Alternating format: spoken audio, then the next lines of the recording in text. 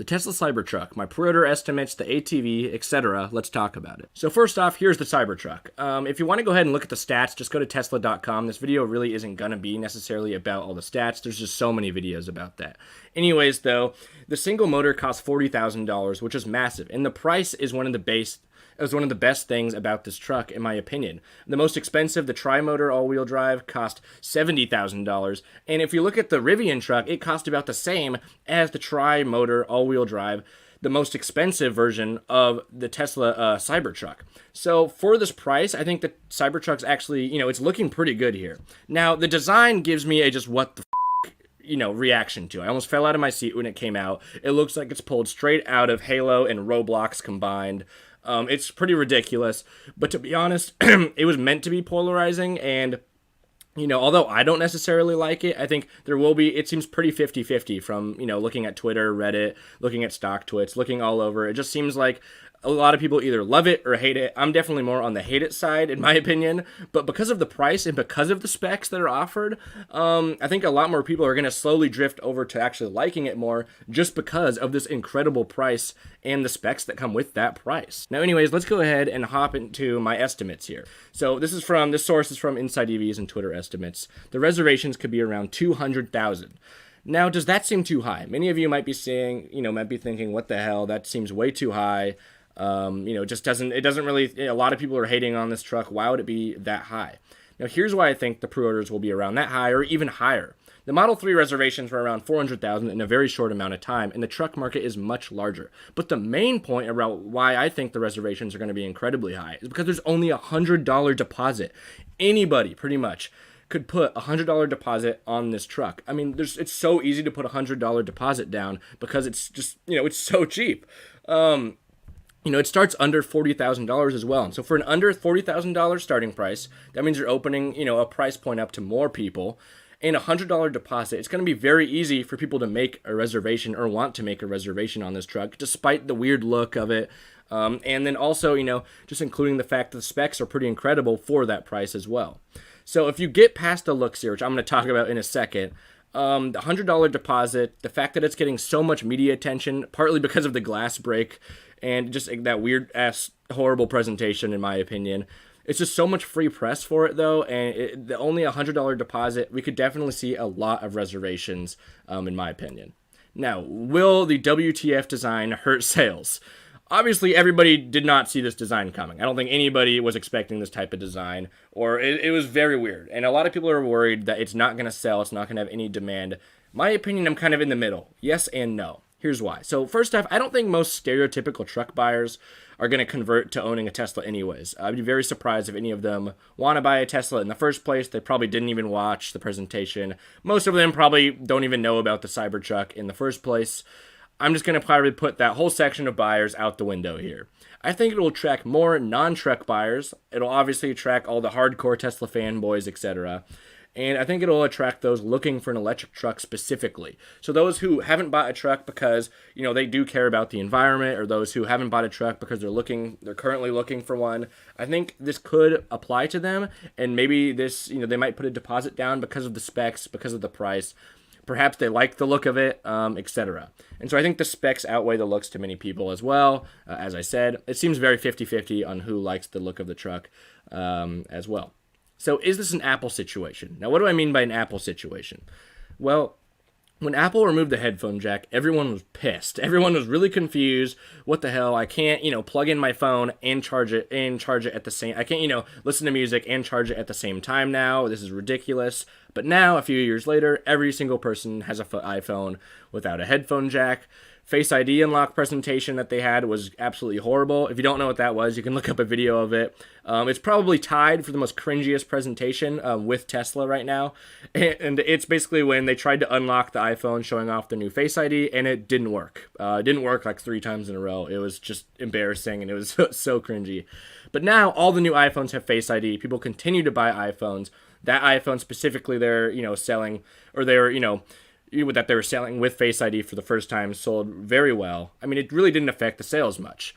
So is this the case? Well, who knows at this point? It's way too early to tell. Apple is a different company than Tesla, but they do have the same cult following. They do kind of have a similar, everyone hates on it at first, but then buys it anyways. type of mood to them, etc. So anyways, now let's talk about something that a lot of people aren't discussing, the Tesla ATV. And I'm going to talk about some estimates and why I'm basically more excited about this, honestly, than the truck. Just in my opinion. So I think the ATV will be huge, and I think Tesla needs to release it fully ASAP. I have no clue why they didn't release it fully at the event. I think they cut the event short because of, the glass breaking situation. The ATV hardly got talked about, but they really should have released specs with it. They really should have released it, hey, you can buy this right now as well. But I think why they didn't do that, to be honest, and I know I'm saying they should, but why I think they didn't do that is because they didn't want people to go online and just buy the ATV. They wanted people to go online and buy the truck. That's what they were selling there. They were not trying to sell the ATV. I think the ATV will come out at a much later date after all these pre-orders have been put in and reservations have been put in for the Tesla truck. They want the Tesla truck to sell first, and they want the ATV to be a little bonus to come with it. They don't want the ATV to be the main thing that sells. That wasn't what they were trying to do. And if people only have limited amounts of money, they want that money to go towards the more expensive thing that the product they're selling than the less expensive one. So the ATV/UTV market, though, currently has an $8 billion market cap. Jeez. So the ATV and UTV market is currently worth $8 billion, and it's projected to grow, and it's been growing exponentially to $25 billion by 2025. That's a pretty huge market. Now, I think the ATV will be super popular, mainly because Tesla is super popular among young people, and an ATV will be at a much lower price point than their vehicles, which will allow young people to actually afford them. On top of this, it's going to be electric. It's probably going to have much better specs than the average ATV, and it looks awesome, in my opinion. I mean, just look at this. The corners and this weird kind of big pixel look to the truck and the ATV, it was very weird. And on the truck, it looks super weird. But on the ATV, I think it looks awesome. I think it looks badass. I think it looks way better on the ATV than on the truck. That's just my opinion. I mean, the wheels are insanely fat. It looks super just, it looks just mean and fast and awesome. Now, also, I think if Tesla releases the ATV, I think it's going to sell out instantly without a doubt. I think that's kind of a given here. I mean, so many people will be able to afford it. It's going to be huge, in my opinion, with pop culture. I think so many people, just like the Model X is pretty popular in pop culture, but at a much larger price point, of course. I think the ATV will be, just as popular.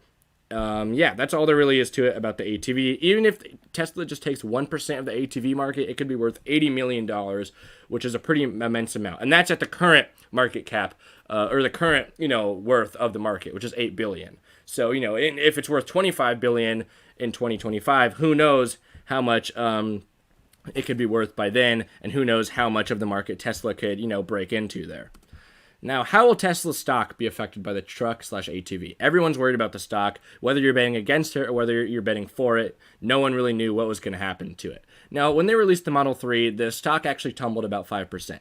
And today it's down 6% to $333 and 80 cents. Now, this is actually a lot better than I thought. To be honest, I thought the stock was going to tumble about 15% just because of the glass break. When the glass broke, I just pretty much put my hands over my face and was just like, God, this is classic. This is a classic Elon Musk presentation. Of course, the glass breaks when he throws a metal ball at it. This is just classic. And then he had to stand there the whole time with everybody staring at this, truck with broken windows. So anyways, it depends on early reservation numbers, how the stock will be affected later on. As I said, I think reservation numbers are actually going to impress people, and if they impress Wall Street with very high reservation numbers, then obviously the stock price will follow that. If the ATV is released separately at probably a later date, those sales will immensely boost Tesla stock as well. I think it's going to sell out instantly, and Tesla stock will definitely rise because of that. We'll see what happens there with the ATV, though. And I just like it a lot. That's why I'm talking about it so much, to be honest here. But I also think it could impact the company in a very positive way. Now, remember, the Cybertruck isn't the only thing going on. China just started production. Deliveries are probably going to start around, late January. But if they can get these deliveries in before the next earnings report, this could be massive for the Tesla stock because of how many more deliveries there's going to be, how much higher the sales are going to be, and potentially how much more profit they're going to make. On top of this, Tesla says energy and the roof sales will be higher this quarter just because of their new website, etc. Now, the low price of the Cybertruck means batteries are decreasing in cost. And this is kind of a point that some other YouTubers were talking about, but a lot weren't. Now, because of the lower price of the Cybertruck, it probably means the batteries cost a lot less, which means that, the profit margin could actually be a lot higher if they're, since they're using the same batteries in the truck as the other cars.